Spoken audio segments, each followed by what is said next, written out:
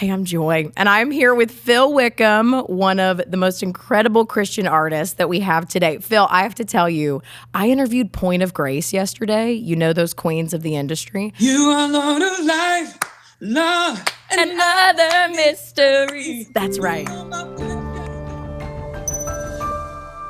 I said, what is a song that is out right now that you wish was yours? And they said Phil Wickham's version of Awesome God. Oh, you need to know it. A lot. So I heard you say that this new album, Song of the Saints, that just came out, may be your favorite you've ever made. And I think you've made like 10. So what makes this one so special to you? Well, caveat is that I think when every one of them comes out, they are my favorite that I've ever made. Oh, this is like how you have favorite. As soon as your kid is born, you're like, I'm obsessed with this one, but then you love that them kind all. of thing. It's just, but I think maybe because it's the latest thing as a creative person. We're all creative people, and the latest thing, whatever we pour our hearts into, it's like where our hearts are at and the things we want to say. And so if I look at all of them, it's like, well, that's the one that has everything I want to say in right now. That's my favorite. So, but that being said, I've learned to test like how much I actually like something when I'm listening to it with people, certain people in my life, my wife, and I have a couple really good friends, my parents, my brother, the people that really know me. Not the people that are just like kind of gonna be like, that's awesome. This is so great, you know. You're like the people who will tell you could have been better. People that like know me, they're like, you phoned in that one song, you know, or you that, you know, that I love getting that. I love just I can feel it in my heart. Like they didn't have to say anything. Like when you show a song to someone and you feel in your heart, like I'm not 100% proud of this, but I will say for this record, when I showed it the whole thing to my wife, she'd been aware of songs, you know, she hears them being written, but she hadn't heard the whole thing, and I showed it to her, and to see in her face just the Lord blessing her through it. And honestly, if I'm just being like honest, so much of our life has been like, okay, like I know the songs are great, Lord bless them, but like let's go deep with the kids now, you know. And that's not because she loves what I do and she loves me, but I have chosen the wrong time and place for many a moment to show a song, if that makes sense. And so she's like, great, the kids are needing us right now. Yeah. I heard you saying it's your favorite because your wife loves it so much, which is a good reason. And I love the track, What If I Told You, because it's different than all the other ones. It's kind of this rap, sing-songy. And Billy Graham at the end was unexpected. So tell me, what made you decide to do such an overt salvation message in a song, and what made you choose Billy? Because you could have done it yourself. So this record's called Song of the Saints, and it's named after a song called Song of the Saints, which pulls from this thing called the Apostles' Creed and all these older creeds that the early church would say before people would get baptized. Like, this is what you're being baptized into, this belief that you believe in God the Father and that he sent his son. These amazing things that we as the church all agree on. And then all the other songs kind of fit under this umbrella.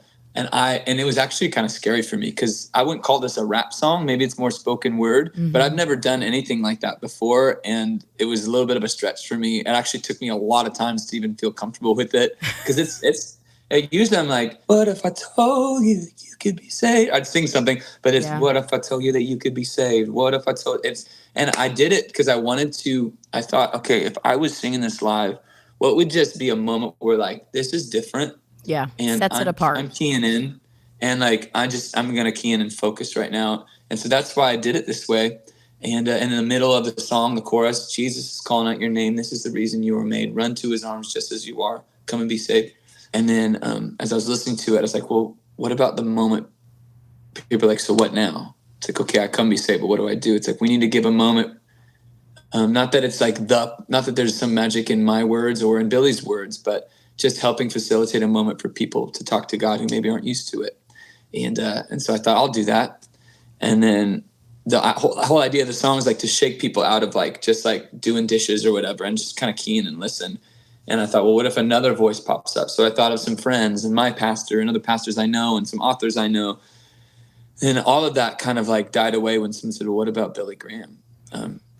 Because nothing's going to change with his memory. He is who he was, and he is who he is. And we can all get behind that, you know? Yeah. And so I found a clip, and then I was like, I wonder if we're even allowed to do this. And so we reached out to the Billy Graham Association, and they got back very quickly saying, we love this. Please, yes. Yeah, Yeah. So that's how that whole thing happened. And it does exactly what you want it to do because his voice is very iconic. And no one had to Yeah. tell me it was Billy Graham. I heard it and went, Billy? Like it just does. It grabs your attention. Yeah.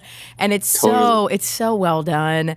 And one of the songs that we're playing is obviously your version of Awesome God, which is so fun. And you deserve to know that I kept saying on the radio that Michael W. Smith did it first. And then my boss had to be like, that is not correct.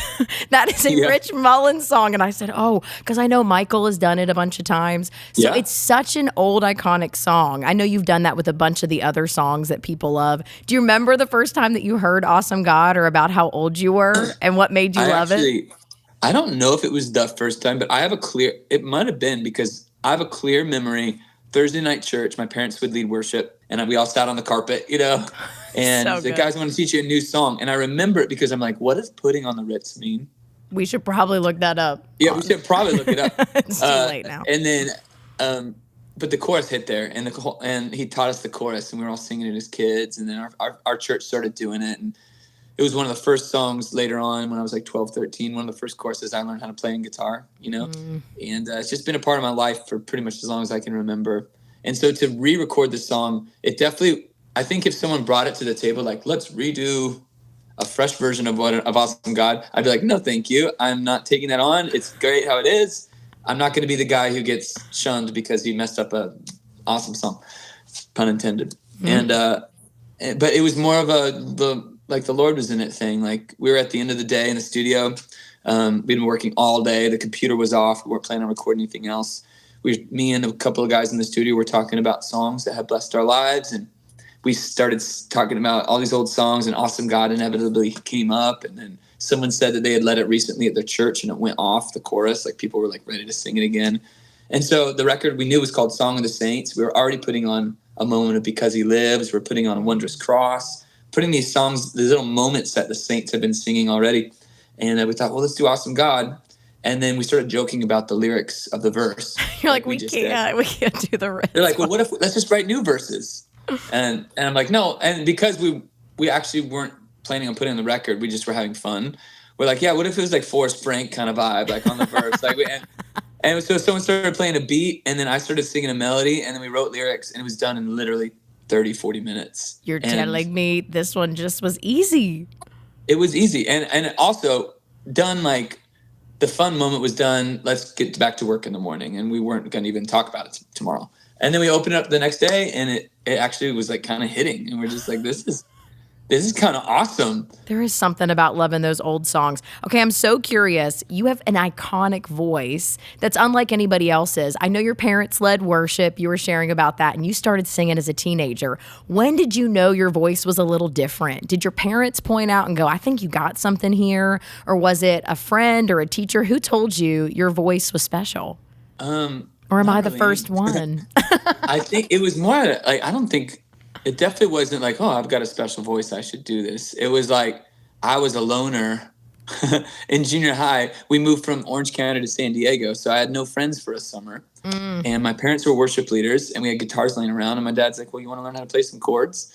And I fell in love with guitar. Oh, and over a summer, went from not playing anything to like being like I could play through worship songs on guitar because that's all I did every day. And that's how I really found I already knew Jesus. I already knew God, but that's how I really started my own relationship with him, was through these songs that we sang at church, but singing them to him in my room. And then I started writing songs to him with no intent of singing them for anybody. And my dad came by the room. I was probably 13 years old. He said, what's that? What's that song? I was like, oh, just a song I wrote. He's like, it's really good, Phil. Can you play it for me again? And I played it for him again. He's like, can we do that on Sunday morning at church? I was like, what are you talking about? And so, like from an early age, I was writing songs for our church back home, and then out of necessity at youth group, I didn't ever ask to be on stage, but we had a youth group, and we had like 70 kids there, and my youth pastor came to me and said, "Hey, your dad told me you play guitar," because they were on staff. My dad was on staff at the church. This is how it goes. Yep. And he's like, "Well, our worship leader didn't show up. Can you do it?" I was like, "Nope." He's like, "There's no one else." And so he shoved me on stage, and I just started doing it and serving, and I fell in love with serving. And I was always the reluctant, like, I didn't have immediate dreams of touring or putting out an album. There wasn't really even back then, Tomlin and guys like that weren't doing it. Like there wasn't even a model for a worship leader to have a touring Yeah. career. Worship It was wasn't like just, it was now. Yeah. no, it was just, I was just serving my church and loving it. And God just continued to raise me up and teach me, I think through the Lord and through experience, just little by little, my voice got a little bit better and I learned a little bit more of what it means to lead. And it just was I mean, I've been doing it. If you think about it, I'm 41 now and I was 13 then. So it's just been a lot of years of learning and growing. Whoa. And, I don't take one moment lightly, probably more than ever. I'm humbled by what I get to do. And also I think more than ever, I'm less like, if I lost my voice tomorrow, I wouldn't be bummed. I mean, I'm just like, the Lord's coming back so soon, Joy. And it's just, nothing matters except for obeying him and loving people. I think you encapsulated so well what a lot of us are feeling right now. And I saw this video you posted online because you, I'm sure, planned with your label a long time ago when this record would release. And then the tragedies happened leading up, including Charlie Kirk right before. And you said we had a lot of stuff planned and we're not going to do some of that. What has it been like having a record that is calling up the church to like focus in on Jesus and sing like the saints have? What's it been like to put a record like that into the world when the world needs it so badly right now? And 8 months earlier, we picked the day to release it. And then Charlie Kirk was killed a few days before it came out. And so we did change that. We had the big like kind of music video clips to post and the fun things. It's like, hey, You're like, that doesn't I'm work just gonna right make now. a video. Yeah, I'm just gonna make a video saying, hey, if anybody needs some new music, there's a lot of beautiful worship out there, but let's worship. Like, worship is such a weapon against the darkness in our hearts and in the world. Let's do it. And I'm putting out some new songs you can do it with too if you want something fresh, but it doesn't have to even be my music. But let's just like come together as a church and choose the Jesus way, choose love, choose worship. And so I felt, because it could have been anybody, there's lots of amazing, but just that it happened to be my album that came out that same weekend. I just felt an honor that's like, wow, like, I'm so honored, Lord, that you would choose that this would happen to have this way, that I could be someone that's bringing new light in the world right into this moment through these songs. And I really hope they are comfort. And it's been crazy, the amount of the stories and the DMs and people sending in videos of them sitting around their living rooms with their families singing these songs. It's different than any other album I put out, like the reaction and the feeling around it. And I feel that in my heart too. I've already said it. And it really I feel so clarified in my walk with Jesus. Like, and I just even already see things that was mattering so much to me that matters nothing. And I really I want to end whatever last 40, 50, 60, 10, 1 year, whatever I have left. I just want to do it in a way that brings honor to the Lord. And I know it's all raw and real right now in this emotion, but I'm just praying that God, would you continue me down this new, fresh road of just laying my whole life down? Because I want rest of my life to be this. I care about eternity and I care about people and I care about the gospel. And if that means doing free concerts, if that means doing something totally different, if that means moving to another country, whatever you want me to do, God, like I'm in your hands, That's exactly what I hope all of our prayers are in this season. And I feel like, Phil, you get to be on the forefront of seeing the youth of America. Like I mentioned, my brother, like he's obsessed with your music, with your summer worship nights that you do with Brandon Lake. I can't imagine what it is like to watch, especially the next generation, worship like crazy. Do you feel like revival is happening? What can you tell us about what you're seeing in the church? I see a lot. I mean, we made it notice of it every night. And even I just did like a weekend of festivals and it felt like the entire front area, which didn't feel like this 2, 3, 5 years ago, was people younger than, was 20 somethings, was young people singing so loud. And I believe there is something truly, I see it. I see God stirring his church. I don't believe like revival is coming. I really do believe revival is here and it's happening in a very real way. And it's in our hearts and it's happening in the church and it's one breath away. I actually kind of feel like I've changed my thoughts on revival. I feel like Jesus started revival and it's been happening ever since. And it's just up to us to open our eyes to it. It's like here, it's happening everywhere around us. Yeah, it's exciting that you get to be on the front lines of it. Thank you for leading us in worship. Thank you for these songs.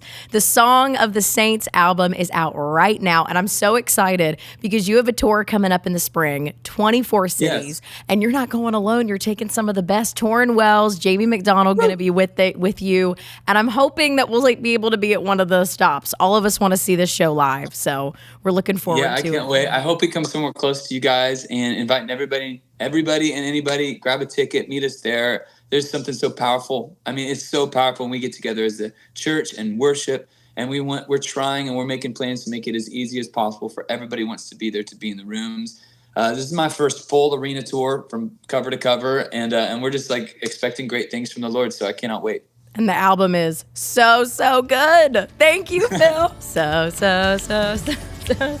good to me. All right, thank you, Phil. Thank you, guys. Much love. Thank you. Bye.